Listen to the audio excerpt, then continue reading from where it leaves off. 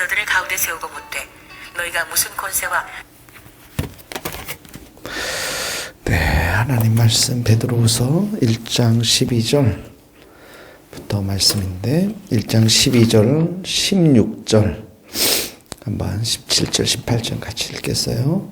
우리 주 예수 그리스도의 능력과 강림하심을 너희에게 알게 한 것이 교묘히 만든 이야기를 따른 것이 아니요 우리는 그의 크신 위엄을 친히 본지라. 지극히 큰 영광 중에서 이러한 소리가 그에게 나기를 이는 내 사랑하는 아들이요 내 기뻐하는 자라 하실 때 그가 하나님 아버지께 존귀와 영광을 받으셨느니라. 이 소리는 우리가 그와 함께 거룩한 산에 있을 때에 하늘로부터 난 것을 들은 것이라. 오늘 보면은 이제 베드로가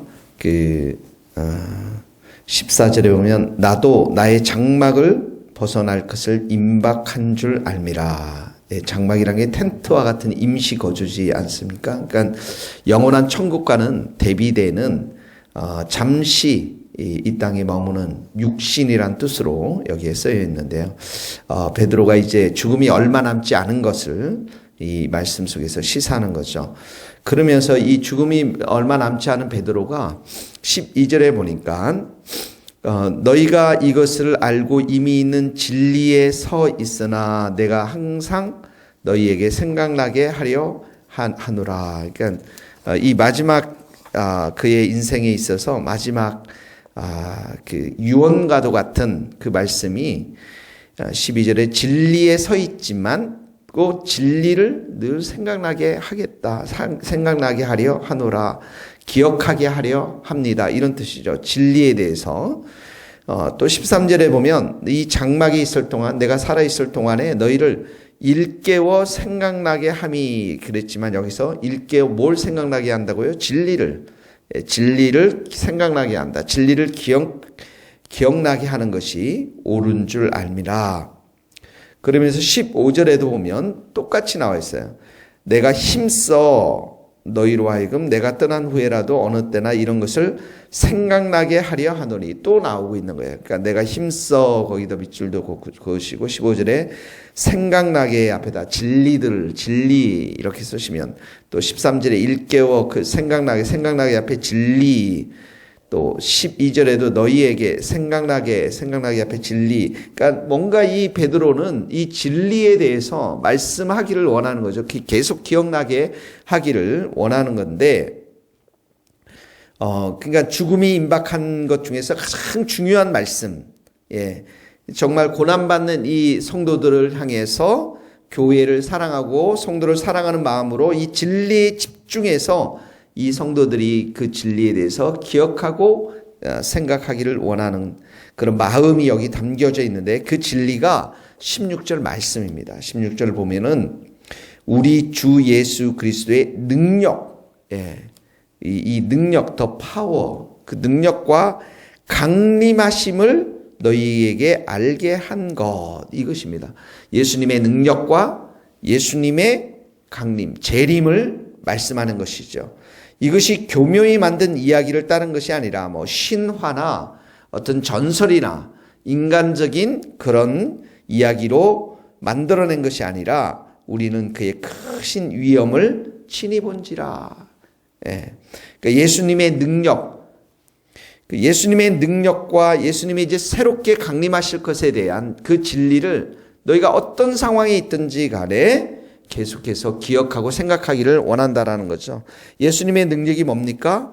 하늘과 땅의 모든 권세를 이 예수님께 있는 그 권세죠. 그 예수님의 말씀의 권세, 귀신을 쫓아내고 더러운 사단을 쫓아내고 또 그 입의 말씀의 권세, 능력, 병든 자들을 일으켜 세우시는 또 천국 복음을 선포하시는 그런 능력이시죠. 또 그 능력이 무슨 능력입니까? 요한복음 17장 2절에 보면 만민을 다스릴 수 있는 권세가 주어졌다고. 예수님이 만민을 다스릴 수 있는 권세를 아들에게 주셨으니 사람들을 다스리시고 임금의 마음을 다스리시고 사람들의 마음을 열게 되어 하고 닫게도 하실 분이 예수님 한 분이시라는 거죠. 요한복음 3장 35절에 보면 만물을 다스릴 수 있는 권세가 또 예수님께 있다고 그랬어요.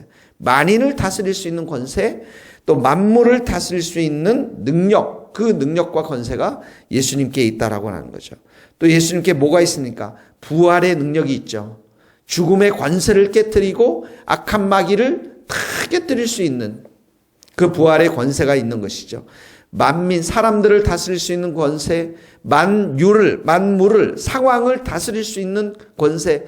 그래서 바람과 파도도 다 잔잔케 하시는 그 능력과 권세가 예수님께도 있고, 또 죽음의 권세, 마귀의 권세, 어둠의 권세, 이 사망의 권세를 다 깨뜨릴 수 있는 부활의 능력도 예수님께 있는 것이죠. 더 중요한 건 뭐냐면 심판의 능력이 예수님께 주어졌습니다. 심판의 능력. 에베소서 요한복음 5장에 보면 심판을 다 아들에게 맡기셨습니다. 예수님에게 심판의 능력이 있습니다. 이제 예수님이 다시 오실 때 이 땅 가운데는 심판이 이루어질 것입니다. 그때 그 능력, 지옥과 천국을 가를 수 있는 능력, 성도들에게는 정말 그 상급을 줄 수 있는 그 능력, 권세, 이 모든 것이 예수님께 달려 있다라는 것입니다. 그러므로 누가복음에 보면 1장에 보면 예수님께서 왕으로 다스리시며 예수님의 권세와 나라가 영원할 것임을 선포하고 있으며, 이 아기 예수가 오셨을 때 예수님께서 왕으로 다스리시며 그의 나라가 영원한 나라가 될 것이며, 그리고 예수님께서는 만주의 주요, 만왕의 왕으로서, 어린 양 예수 그리스도로서 온 세상을 영원히 통치할 것임에 대한 말씀들이 기록되어 있는 것이죠. 그러니까 예수님의 능력, 그 예수님의 능력을 화려하게 완벽하게 보여줄 그분의 강림, 재림, 이것이 이 고난의 시간을 살아가는 성도들에게 베드로가 간절히 기억하기를 원하셨다라는 거예요. 여러분들이 아무리 어려움이 있고 고난이 온다 할지라도 이 예수님의 능력과 예수님의 강림하심을 늘 기억할 수 있기를 바랍니다. 16절에 보면 그의 크신 위엄이라고 했죠. 위엄에다 동그라미 치시면 17절에 가면은 그 큰 영광이 또 나오죠. 동그라미 치시고 존귀와 영광을 받으셨느니라. 지극히 큰 영광 중에 이러한 소리가 그에게 나기를, 이는 내 사랑하는 아들이요 내 기뻐하는 자라 하실 때에 그가 하나님 아버지께 존귀와 영광, 이미 예수님은 그때 보여주신 것이죠. 얼마나 그분이 존귀한 분이시고 영광스러운 분이신지. 그런데 16절에는 우리의 크신 위엄을 친히 본지라 이렇게 나와지만 17절에는 이러한 소리가 들리죠. 18절에 보면 이 소리가 나옵니다. 우리가 그와 함께 거룩한 산, 무슨 산입니까? 변화산이죠. 칠 때 하늘로부터 난 것을 들으심이라. 베드로, 야고보, 요한이 그 들은 거예요. 그래서 예수님의 이 영광, 위엄, 이것을 16절, 17절, 18절에는 개인적으로 체험했다라는 거예요. 예, 개인적인 경험을 강조합니다. 신비한 체험을 강조하는 것이죠. 예수님의 능력이, 예수님의 권세가 얼마나 크신가를 개인적으로 체험했다라는 것이죠. 이런 신비한 체험과 예수 그리스도를 향한 체험이 우리 성도들에게도 있게 되기를 간절히 바랍니다. 19절에서 21절 말씀은 앞에는 개인적인 체험, 개인적인 간증을 하고 있지만 19절부터는 하나님의 말씀도 그렇게 기록되어져 있다고 말하고 있습니다. 19절에 보면 또 우리에게는 더 확실한 예언이 있어. 이 확실한 예언이라는 게 뭐냐면 구약의 예언, 이 예수 그리스도를 향한 메시아에 대한 예언, 이 말씀을 말하는 것이죠. 이 말씀이 있는데 이 말씀은 어두운 데를 비추는 등불과 같고요. 그리고 날이 새어 샛별이 너희 마음에 떠오르기까지, 날이 새어, 이 날이 샌다는 건 날이 뭡니까? 주의 날이죠. 강림의 날입니다. 이 날이 새어서 예수님이 다시 정말 오셔서, 그리고 날이 새면은 샛별이 마지막으로 뜨는 그 별이 샛별이거든요. 이 샛별이 우리가 볼 때까지, 예수님이 다시 오시는 그날까지 너희가 이것을, 예수님의 능력과 예수님의 재림을 주의하는 것, 기억하는 것, 생각하는 것이 옳으니라. 그렇게 하면서 이 말씀, 더 확실한 예언에 대해서 설명을 하는 거예요. 20절에 보면 성경의 모든 예언은 사사로이 자기 자신의 마음대로 해석하는 것이 아니라 21절에 보면 이 예언은 언제든지 사람의 뜻으로 된 것이 아니라 오직 성령의 감동하심을 받은 사람들이 하나님께 말한 것이니라. 성령의 감동하심을 받은 사람들, 이게 뭡니까? 성령에 의해서 움직여진 사람들, 성령께 사로잡힌 사람들, 성령께 사로잡힌 사람들이 하나님께 받아 적은 말씀, 이것이 바로 예언의 말씀, 구약의 예언의 말씀, 하나님의 말씀인데, 이것이 바로 예수 그리스도를 향한 능력과 그 재림에 대한 확실한 증거, 확실한 예언의 말씀이라는 것이죠. 그러니까 베드로가 개인적인 체험도 했을 뿐만 아니라 더 확실한 것은 하나님의 말씀, 예언의 말씀에 기록되어져 있다는 것입니다. 오늘 우리 말씀을 적용합시다.